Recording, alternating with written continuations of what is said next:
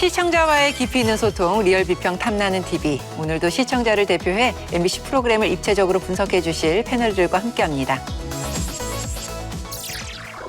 첫 코너는 한 주간 시청자들이 관심을 가졌던 MBC의 이슈들을 뽑아서 확인해보는 시청자 픽 시간입니다. 키워드 보실까요? 유치원, 경주, 가곡, 악성 민원. 자, 먼저 악성 민원부터 확인해 보겠습니다. 최근 사회적 문제로까지 대두되고 있는 심각한 이슈입니다. 어떤 프로그램입니까? 네, 5월 21일 방송된 실화탐사대 관련 키워드입니다. 이날은 한 초등학교에서 6년째 반복되고 있는 교권 침해 문제를 조명했는데요. 학부모의 악성 민원으로 고통받는 교사들의 이야기를 통해 무너지고 있는 교육 현장의 현실을 들여다봤습니다. 14년 차 초등교사 수정 씨. 평온했던 그녀의 교사 생활이 한 학부모를 만나고 흔들리기 시작했다는데요. 학부모 황 씨를 처음 만난 건 지난 2월 개별화 교육 회의 시간이었습니다.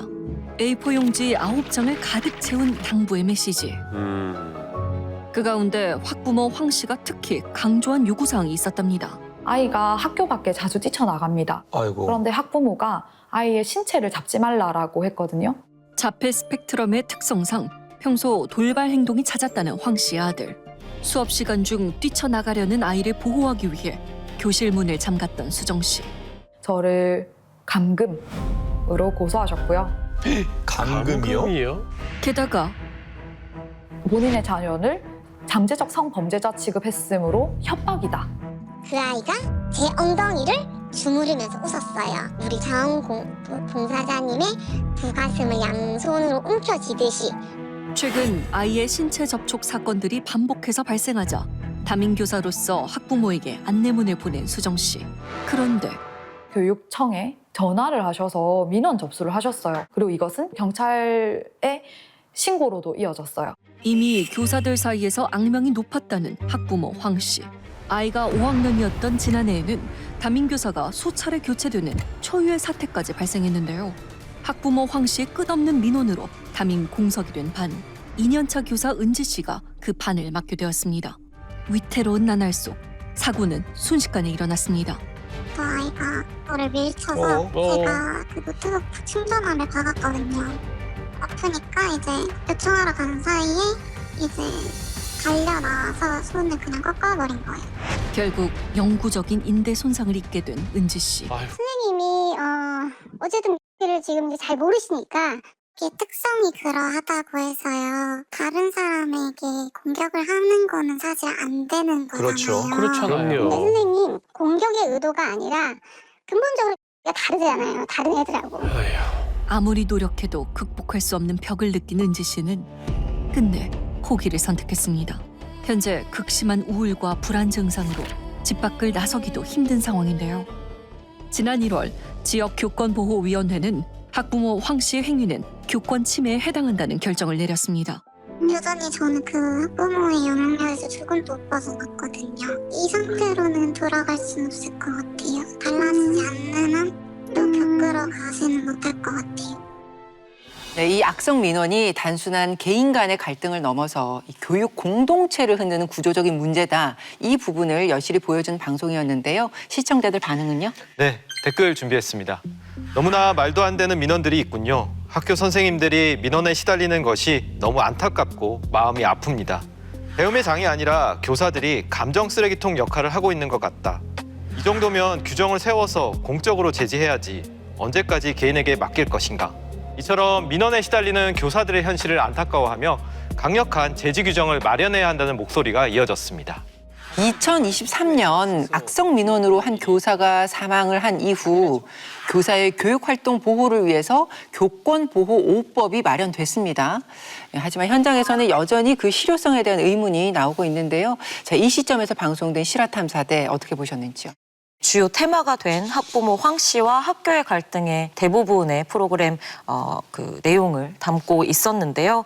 예를 들면 아이에 대한 요구 사항으로 첫 만남에서 A4 용지 9장을 가지고 와서 대화를 시작했다거나 교장 선생님까지 고소를 하게 되면서 점차 문제가 심각해져가는 모습을 담았어요. 그리고 후반부에는 직접적으로 이 사건의 당사자인 황 씨와 전화 연결도 이루어졌는데요. 개인적으로 대응할 생각이 없고 수사기관이나 변호사를 통해 말하겠다라는 아주 단편적인 입장만 내놓았는데요. 시청자 입장에서 좀 아연했던 내용이기도 했습니다. 그런데 조금 안타까운 건 어쩔 수 없이 프로그램의 길이가 정해져 있잖아요. 상황은 너무나 복합적인데 그 안에 담겨있는 교사, 전문가, 다양한 등장인물들 목소리를 담다 보니 단편적으로 의견 나열식으로밖에는 내용을 구성할 수밖에 없었어요. 지속적으로 이 악성 민원으로 고통받는 다양한 사례와 해결 방법을 좀 다채롭게 보여주는 것이 필요하지 않을까 생각했습니다.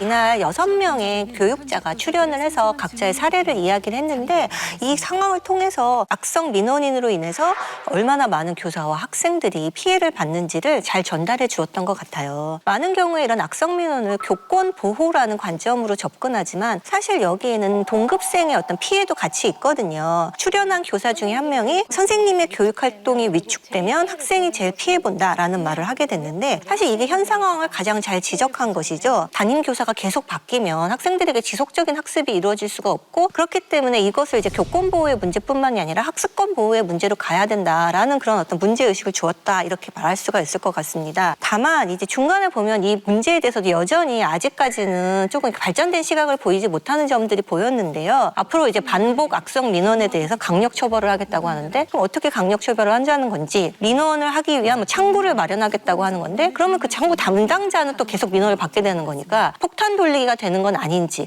약간 여러 가지 우려를 남긴 그런 부분도 있었습니다.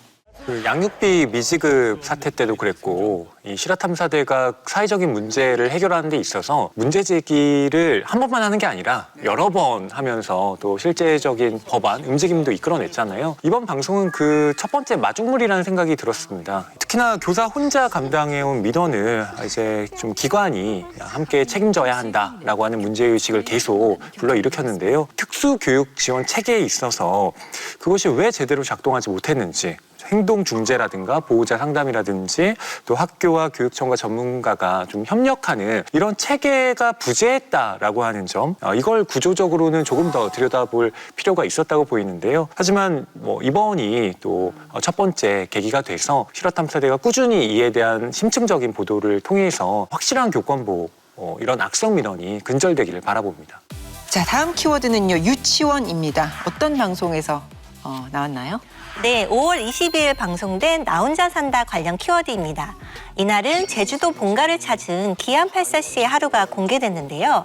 어머니를 도와 반려견들의 유치원 등하원을 시키고 유채꽃밭에서 가족 사진을 찍는 등 단란한 모습으로 훈훈함을 전했습니다. 선생님, 딸콩. 또 오랜만에 제주도에 있는 어머니 집에 왔습니다. 작년 겨울쯤에 이제 데리고 와서 알콩이. 요 친구가 알콩이. 달콩. 요 친구가 이제 달콩이. 소심이. 자신감이 좀 이렇게 생겼는지 짖기도 하고. 그러네. 되게 얼버려졌다 쟤. 옛날에 저 친구 뜬장에 있을 때 사진이 하나 있거든요. 그거 보면 진짜 눈물 나요. 그치. 사회성이 좀 올라왔네 그래도. 많이 좋아졌지. 우리 달콩이는요, 용 됐어요, 용. 아침에 엄마 바쁘다, 얘들 때문에. 일주일에 3번 유치원 가니까 유치원 3번. 유치원도 다녀요? 가방이 있어. 귀여워. 도시락 싸놔야 돼. 세상이 어떻게 돌아가는 건지 이게 참. 어디서부터 잘못된 건지 이게. 아니야. 그래도 그거는 잘못됐다 생각하면 안 돼. 자기들도 이제 교육도 잘 받고 이래가지고 또 재미나게 살 수 있지. 아 요즘엔 뭐. 도시락 싸주시는구나. 달콩, 알콩, 유치원 갑시다. 유치원 가자 그러면 그냥 좋아하네. 잘 온다. 자, 엘리트로 성장해보자 유치원. 달콩이 반장이 됐다고. 반장도 있고요. 반장은 딱 걸어놨구나. 부반장. 추위가 부반장이네. 완전 대치동이에요 저거. 대박이다. 오 카리스마. 이번엔 내가 책임진다. 달콩이 한번 내려주세요. 달콩 잠깐 내릴게요. 당선되면은 뭐 좀 특혜가 있어요? 저 임명장 나가고요. 요즘에 여기 당선 발표된 거 홍보해드리고. 달콩이 보호자님 오셨어요. 네, 내려갑니다. 네. 뭐 받았어요 교육을 오늘은? 교육이요? 오늘 이제 선생님보다 앞으로 나가지 않고 옆에서 잘 따라가고 앉고 엎드리고 앉고 제자리에서 엎드리고? 서고 기다리고 선생님이 부르면 오고. 그럼 저희가 하면 좀 따라와요? 네, 그럼요. 기다려도 다 유치원에서 배워온 거잖아. 좋은 주말 보내세요. 고생하셨습니다. 조심히 들어가세요. 너무 잘 교시작 박 가서 사진 한번 찍자고 해가지고 이제 아이고 이쁘다 엄마. 뭐 효자랄 건 없고 이제 뭐 전에 기르던 강아지가 죽고 나서 이제 좀 집이 보면은 되게 적적하고 적막했는데 저 친구들이 좀 그래도 집을 이렇게 좀 시끌시끌하게 만들어 준 것 같아서 고맙고 너무 잘 찍는다. 그렇게 뭐 서로 좀 윈윈한 게 아닌가 싶네요 저 강아지들이랑. 네, 지난 12월에 기안84 씨가 어머니를 위해서 유기견을 입양하는 에피소드가 방영되면서 화제를 모았는데요. 그 이후에 이 알콩이와 달콩이가 어떻게 지내고 있을까 궁금해하는 분들이 많으셔서 이번 회차가 더 반가우셨을 것 같아요. 네, 댓글 준비했습니다.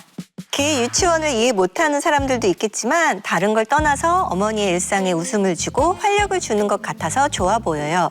유기견 입양하신 것도 너무나 훌륭한 일이신데 저렇게 애정과 사랑을 듬뿍 주시니 보면서 흐뭇했네요.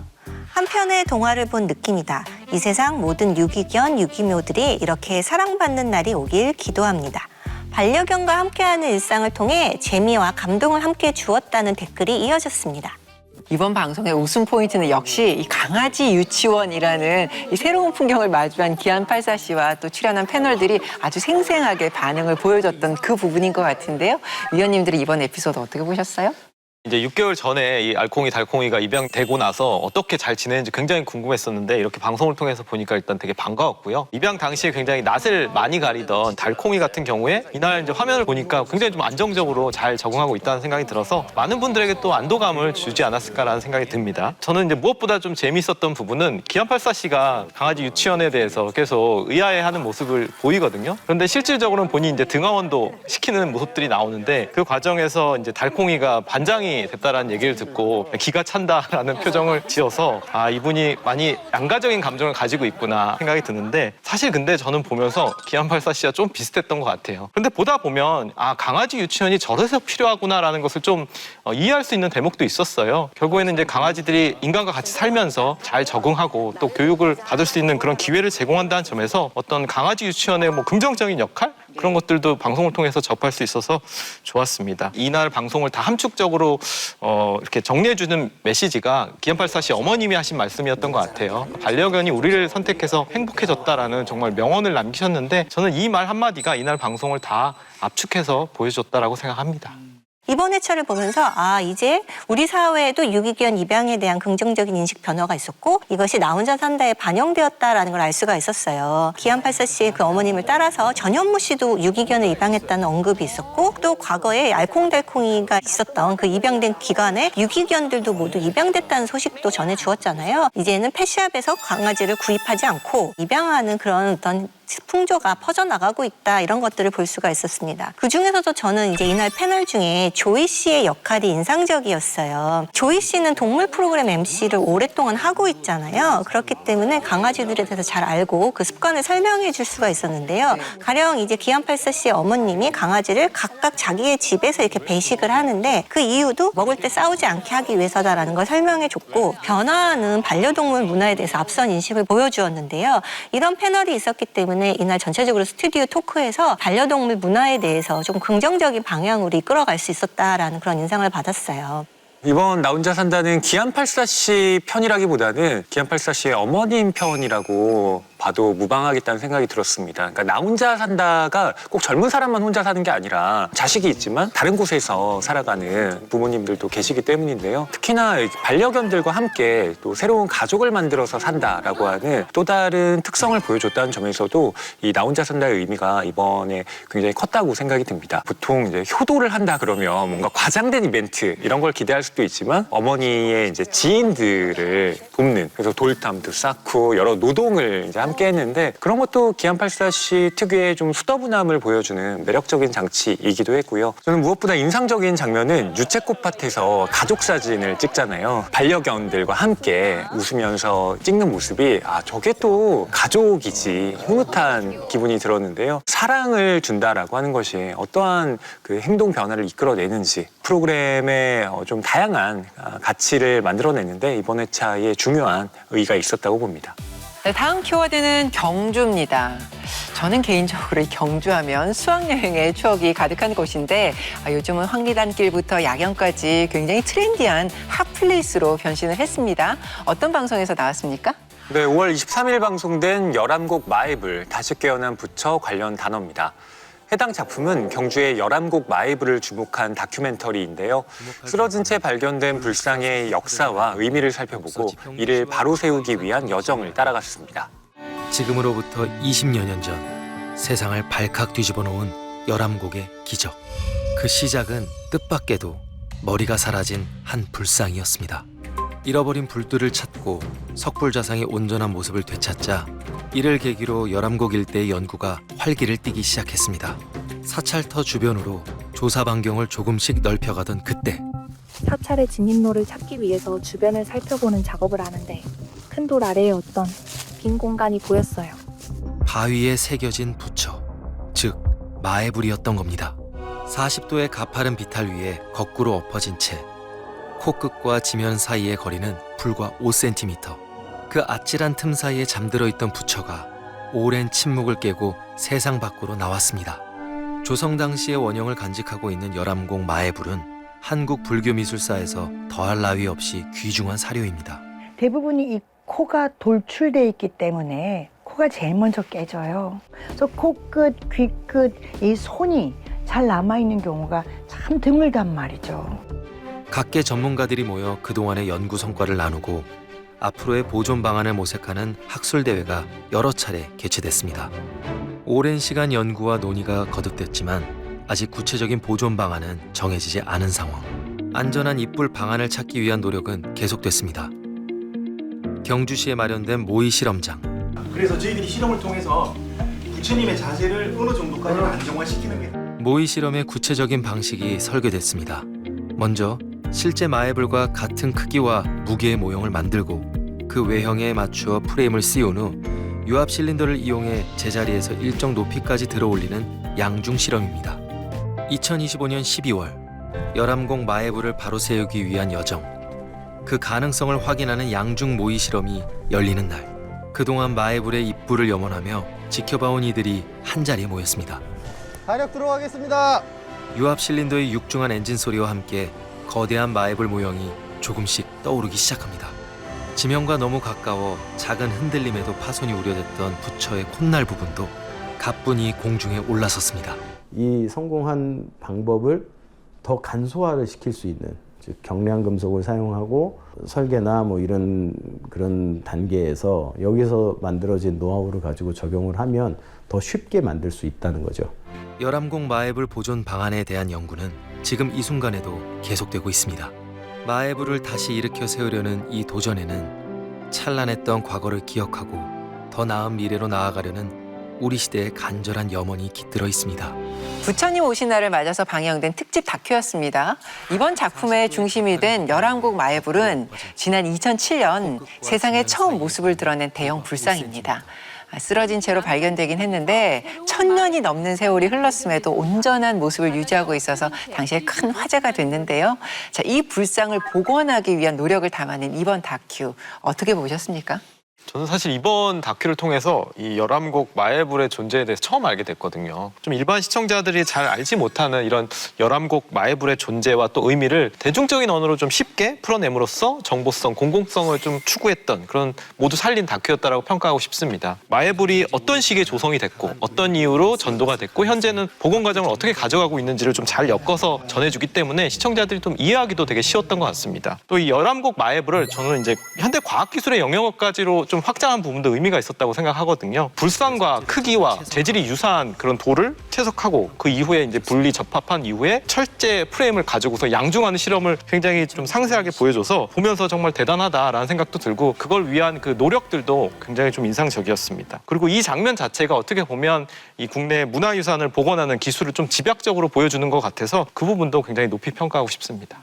이 11곡 마애부를 둘러싼 모든 이야기들이 굉장히 실질적이고 드라마틱하기 때문에 프로그램을 보는 내내 지루할 틈이 없다는 생각이 많이 들었고요. 등장하는 분들이 진짜 다양해요. 뭐 불상은 하나이지만 스님, 역사학자, 뭐 문화재 보존 연구학자, 국가유산청 직원들 이런 분들이 정말 각자의 자리에서 뜨겁게 노력을 하면서 귀한 불상에 새 숨을 불어넣고자 하는 모습을 보는 것만으로도 정말 좀 흥미진진한 시간이었습니다. 그리고 아마 프레젠터에 대해서도 호평이 많지 않았을까 하는 생각이 드는데요. 실제로 이 11곡 마애부를 일으키기 위해서 큰 규모의 기부까지 한 이승기 씨가 프레젠터로 등장을 하게 되었잖아요. 확실히 이 해당 사안에 대해서 어떻게 생각하고 있는지 또 몰입하고 있는지가 프레젠터의 목소리를 통한 어떤 에너지나 메시지를 전할 수 있는 귀한 포인트라는 생각이 들기도 해서요. 이 문화유산을 보호하기 위한 또 진심으로 생각하는 다양한 사람들의 노력 더불어서 이 종교가 시대에 전하는 메시지까지도 좀 진정성 있게 다룬 프로그램이 아니었나 싶습니다. 네. 저는 이 프로그램에서 좋았던 점이 11곡 마애부를 바로 세우는 문제를 두고 다양한 논리를 이렇게 비교하면서 이렇게 설명한 점이 좋았어요. 이 마애불 자체가 넘어진 상태로 발견이 되었고 넘어졌음에도 보존되었다는 데서 부처님의 어떤 뜻을 느낀 많은 불자들이 모였고 그렇기 때문에 큰 오흥을 얻었기 때문에 이 상태로 놔둬야 한다라는 반대 의견을 가진 사람들도 납득이 됐고 또 찬성 의견의 경우에는 원래 만든 조성자의 의견이 이것을 세워서 보여주는 것이기 때문에 문화유산 보존은 그렇게 하는 것이 맞다. 이렇게 주장하는 쪽도 양쪽 다 일리가 있다고 여겨졌어요. 그리고 사실 굉장히 큰 규모의 석초 건축물을 다시 세워야 되는 그런 과정이기 때문에 이것이 이제 어떤 여러 가지 고려해야 될 점이 많았는데 그럼에도 우리는 왜 이 바로 세우기 불사를 해야 하는가 해서 이 스님이 말씀해 주신 그 의견이 정말 마음에 와닿았는데 종교적으로 해석하면 우리 넘어져 있는 민초들을 보살피라는 명령이 아니신가 이렇게 말씀하시는 스님도 있거든요. 그래서 부처님을 바로 세우는 것은 우리 중생들을 더 살피고 우리 사회에 넘어져 있는 것이 무엇인가 그런 걸 살펴서 더 올곧은 세상이 되도록 노력을 하고 종교적인 해석이지만 어떤 이 부처님 오신 날이라는 특집에도 맞고 이것이 우리가 이 불사를 행하는 어떤 뜻에도 맞다고 생각이 들었어요. 아직은 모의 실험만 성공한 상황이기 때문에 이 후속편이 있었으면 어떨까라는 그런 기대감도 함께 주었습니다. 네, 다음 키워드는 가곡입니다. 어떤 방송에서 등장했습니까? 5월 20일 방송된 2016 MBC 가곡의 밤 관련 키워드입니다. 해당 방송에서는 가정의 달 5월을 맞아 세대를 아우르는 명품 가곡들을 선보였는데요. 국내 정상급 성악가부터 크로스오버 그룹까지 다양한 아티스트들이 출연해 풍성한 공연으로 깊은 감동을 전했습니다.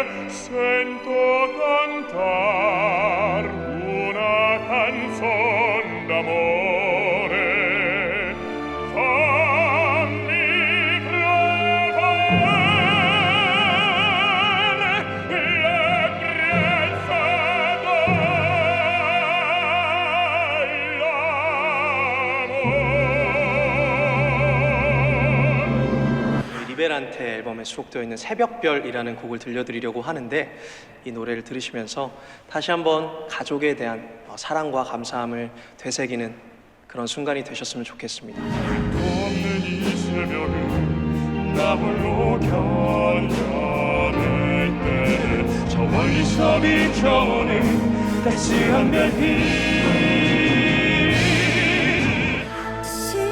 일어서면 돼 나의 하늘을 담아 내 바래온 꿈속으로 두렵고 험하게 쓰러져도 괜찮아 우리 함께하면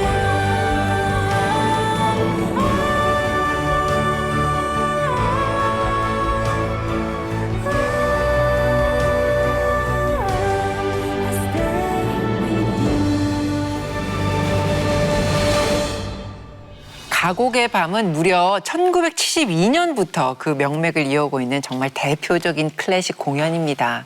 요즘 지상파 방송에서 예술 무대를 접할 기회가 많지 않기 때문에 더 특별한 시간이었던 것 같은데요. 시청자분들도 좀 비슷한 마음이시지 않았을까 싶어요. 네, 댓글 준비했습니다. 가곡장인들의 무대로 설렜던 가곡의 밤 공연 덕분에 행복했습니다. 현장에 함께하지 못했는데 TV로 방영해줘서 아쉬움을 약간 달랬어요. 고퀄리티의 연주를 해주신 여러분들께 감사드립니다. 가곡 무대들을 방송을 통해 즐길 수 있어 반가웠다는 반응이 많았습니다. 우리의 정서가 담긴 한국 가곡과 세계의 명곡은 물론 대중음악과의 조화를 보여준 가수들의 무대까지 펼쳐진 다채로운 공연이었습니다. 여기에 장애인 오케스트라까지 함께 참여하면서 그 의미가 더 깊어졌는데요. 자, 위원님들은 가정의 달 특집으로 마련됐던 이 가곡의 밤 어떻게 보셨습니까? 이번 가곡의 밤 중계 방송은 한국 가곡과 클래식계의 흐름을 볼 수 있는 다채로운 라인업도 상당히 풍성하게 준비되었다는 생각이 들었습니다. 예를 들자면 오디션 프로그램 출신으로 크로스오버 그룹 리베란테와 라포엠이 공연의 흥행을 이끌면서 눈길을 끌었는데요. 이 두 팀이 나왔을 때 관객의 환호성이 안방에 앉아있는 저까지 느껴질 정도로 굉장히 뜨거웠고요. 큰 팬덤을 가진 아티스트부터 또 실제로 지금 한국 가곡계 클래식계에서 활약하고 있는 여러 성악가들의 목소리까지 담을 수 있어서 굉장히 좀 반가운 프로그램이었습니다. 또 가장 좋았던 부분은 출연진들이 선곡한 곡을 직접 소개까지 했다는 점이었는데요. 주인공 일라이자는 세상에 태어나서 처음으로 무도회에 갑니다. 한 번 나한테 더 추자고 있었으면 나는 아마 밤새 춤을 추었을지도 몰라. 제가 오늘 그런 기분인 것 같은데요. 선곡한 마음을 그대로 담아서 관객에게 이야기를 하고 또 노래까지 전해지는 그 흐름이 굉장히 자연스럽고 노래에 좀 더 집중할 수 있게 만들어주는 요소라는 생각이 들었습니다. 음악만으로도 또 이야기만으로도 감동과 재미 모두 잡을 수 있는 다양한 예술 음악 프로그램들이 TV를 통해서 많이 전달되었으면 하는 욕심을 가져봤습니다. 네. 가곡을 가정의 달과 연결 지은 점이 좀 흥미로웠는데요. 부모 세대에게는 추억의 정서를 불러일으키고 또 젊은 세대에게는 이런 곡이 있었구나라고 하는 신선함도 제공해 줄 수 있었는데요. 다만 이제 가곡이라고 하는 것이 시와 음악이 만나는 장르잖아요. 그래서 이 각 곡에 대한 좀 문학적이고 이 음악적인 깊이를 풀어내는 해설이 조금 더 붙였어야 된다라고 생각이 드는데요. 물론 출연진들이 노래를 이제 하고 나서 이 곡에 대한 설명도 하고 멘트도 했지만 사실 그건 소감에 가까웠지 그 곡에 대한 설명이라고 보기는 어려웠거든요. 자막을 통해서라도 이 곡에 대한 해설을 조금 더 해주었더라면 어떻게 한국 가곡이 오늘날 청중에게 조금 더 효과적으로 다가갈 수 있는지 그 역할이 더해지지 않았을까 생각이 듭니다. 가곡의 밤은 정기 편성은 아니지만 MBC에서 오랫동안 방송하면서 클래식과 대중을 만나게 해준 프로그램인데요. 이번에는 가정의 달 특집을 맞이해서 조금 더 대중에게 가까이 다가가는 느낌으로 만들어지지 않았나라는 그런 인상을 받았어요. 특히 저는 인상 깊게 본 무대가 존노 씨의 삶이 그대를 속일지라도 무대였어요. 무대 직전에 이제 존노 씨가 이 곡을 소개하는데 그 곡을 소개하는 마음이 너무 진정성 있게 여겨졌고 노래 가사도 물론 시에서 온 거지만 힘든 일이 많지만 슬퍼하지 말고 기쁨으로 나아가면 좋은 날이 올 거다라는 것에서 그동안 힘든 일이 있었던 사람들에게 위로를 전달하는 마음이 한 번에 느껴졌습니다. 이날 이제 마지막 가창자로 출연한 라포엠이 이런 말을 하는데요. 말로 전하지 못하는 감정을 노래에 담았다고 얘기할 수 있습니다. 사실 이게 모든 음악 프로그램의 본령이라는 생각이 들어요. 우리가 음악을 들었을 때 모든 감정을 언어로 표현할 수는 없지만 거기서 밀려 들어오는 여러 가지 삶의 깨달음이라든가 감정이 있는데 이날은 음악으로서 서로에게 희망과 위로를 전달하고 싶다라는 그 감정이 잘 느껴졌고요. 그래서 이날 가곡의 밤이 특별하게 가정의 달 특집으로서 다가왔습니다. 이 음악을 통해서 서로 소통하고 공감할 수 있다는 걸 보여준 것만으로도 아주 의미 있는 방송이 아니었나 싶은데요. 네, 앞으로도 MBC를 통해서 더 많은 세대가 손잡고 즐길 수 있는 다양한 예술 무대들을 만날 수 있길 기대합니다.